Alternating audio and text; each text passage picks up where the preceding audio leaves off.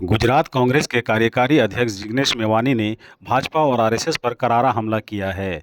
मेवानी ने कहा कि नेशनल हेराल्ड मामले में एक सोची समझी साजिश के तहत सोनिया गांधी और राहुल गांधी को बदनाम किया जा रहा है। इसमें कोई ठोस आधार नहीं है और महज राजनीतिक स्वार्थ के लिए भाजपा इसे हथियार के तौर पर इस्तेमाल कर रही है।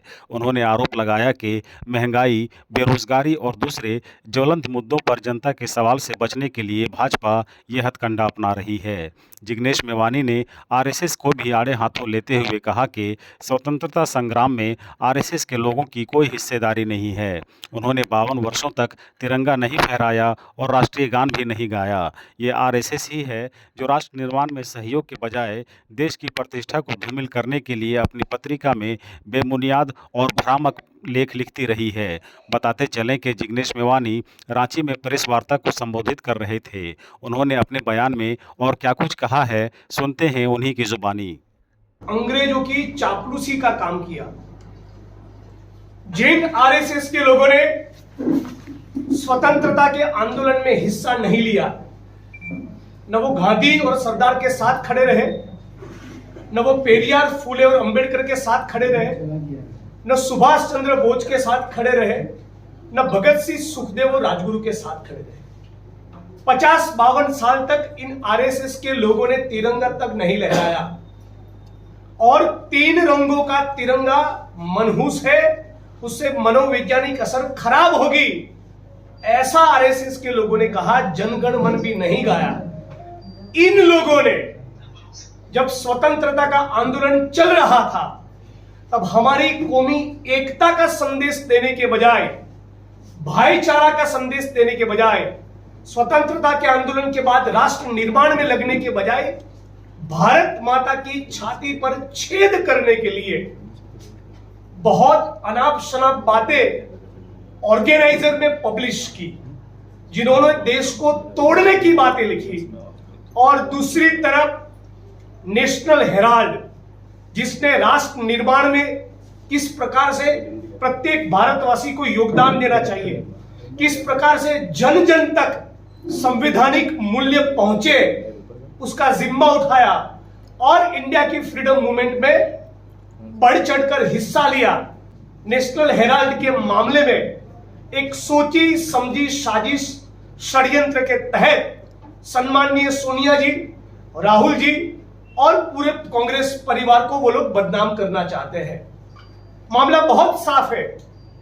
ये जो एजेएल कंपनी, जिसके तहत मीडिया के पब्लिकेशंस चलते थे इंक्लूडिंग नेशनल हेराल्ड, उस एजेएल कंपनी का मकसद मुनाफा कमाना नहीं था, जनमानस तैयार करना था।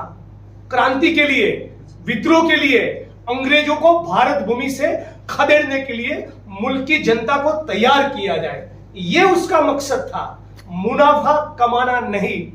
चूंकि मुनाफा कमाना उनका मकसद कभी नहीं रहा, नेशनल हेराल्ड का और एजेएल का, एसोसिएटेड जर्नल्स लिमिटेड का, तो वो जिस प्रकार से व्यापार वाणिज्य होना चाहिए, जिस प्रकार से प्रॉफिट करना चाहिए, वो नहीं कर पाए। बहुत बार ऐसा हुआ कि अपने कर्मचारी किसी को वीआरएस लेना है तो उसके पैसे भी नहीं देते थे। पीएफ और ग्रेजुएटी के पैसों का भुगतान का भी कभी कभी दिक्कत रहता था, सैलरी नहीं कर पाते थे।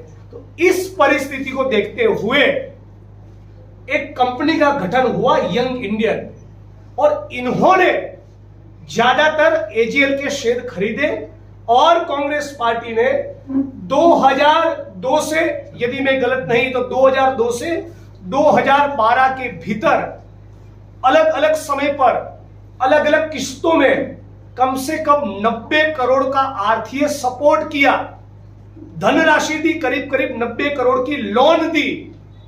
एजेएल से कांग्रेस पार्टी ने या यंग इंडियन ने कमाई नहीं की, कमाई हो ही नहीं सकती।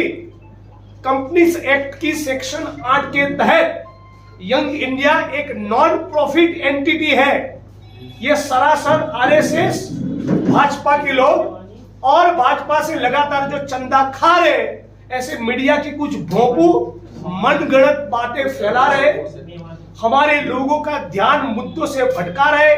सम्माननीय राहुल जी कांग्रेस पार्टी की छवि को धूमिल करने की कोशिश कर रहे हैं। तो झारखंड की भूमि से इस पत्रकार परिषद में मैं इस बात को स्पष्ट करना चाहता हूं, एजीएल की संपत्ति आज भी केवल और केवल और केवल एजीएल की ही है। उसमें यंग इंडिया का कोई हिस्सा नहीं।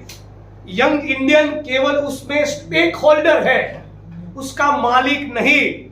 चूंकि मालिक नहीं, चूंकि केवल स्टेक होल्डर है, उसकी संपत्ति की हम खरीद बिक्री कर ही नहीं सकते। नॉन प्रॉफिट ऑर्गेनाइजेशन होने के कारण ये कानूनन मुमकिन ही नहीं है। बावजूद उसके ये आरएसएस बीजेपी के लोग और मोदी शाह की जोड़ी कांग्रेस पार्टी को बदनाम करने के लिए जन जन तक पिछले कई सालों से यह संदेश दे रही है कि मानो कि हम लोगों ने वो सारी संपत्ति अपने लिए ट्रांसफर कर दी, जबकि प्रैक्टिकली मुमकिन ही नहीं है। आज मैं चैलेंज कर रहा हूं इस प्रेस कॉन्फ्रेंस के माध्यम से, आरएसएस के लोग, भाजपा के लोग, मोदी, अमित शाह और भाजपा का एक भी प्रवक्ता वो ट्रांजैक्शन तो दिखाए। एजीएल की जो प्रॉपर्टी आज भी लखनऊ में, कानपुर में, बंबई में, दिल्ली में, जहां पर भी है, उसका कोई ट्रांजैक्शन हुआ? यदि किसी ने खरीदी की, उसकी बिक्री की, तो कब की, किस तारीख को, किस जगह, क्या वो अमाउंट थी, कितने बजे, कोई रिकॉर्ड ही नहीं है। तो ये मैं बार बार इस बात को दोहराऊंगा, एक सोची समझी साजिश है। आज मुल्क में बेरोजगारी उसके चरम सीमा पर है, महंगाई उसके चरम सीमा पर है। दिन दहाड़े किसी मुसलमान का, किसी महिला का, किसी डीएनटी का, किसी दलित का, आदिवासी का मॉब लिंच हो रहा है। मणिपुर में महिलाओं को नग्न करके घुमाया जा रहा है। गुजरात के ऊना में गाड़ी के साथ बांधकर 4 बेगुनाह दलितों को पीटा जा रहा है।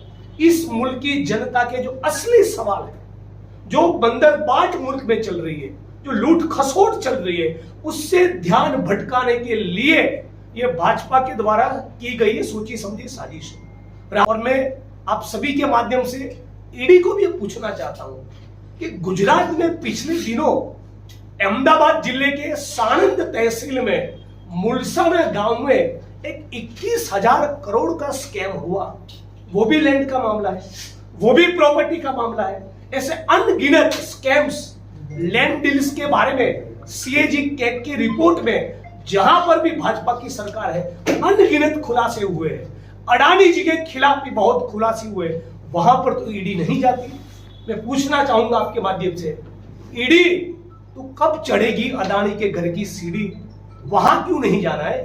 पूंजीपतियों को क्यों नहीं पूछना है? बड़े बड़े कॉर्पोरेट हाउसेस जो भाजपा को गैर कानूनी तरीके से चंदा दे रहे हैं, और भाजपा के लोगों ने तो ऑन रिकॉर्ड है, सुप्रीम कोर्ट के फ्लोर पर इस बात को भाजपा ने माना कि गौ मांस का व्यापार करने वाली कंपनियों से चंदा लिया है। ऐसे बहुत से मामले में सीबीआई, इनकम टैक्स, ईडी जांच कर सकती थी, आज भी जांच कर सकती है, लेकिन उनको सम्माननीय राहुल जी को बदनाम करना है। इसलिए 55 घंटा उनकी इंक्वायरी की उस मामले में जिसपे कोई एविडेंस ही नहीं।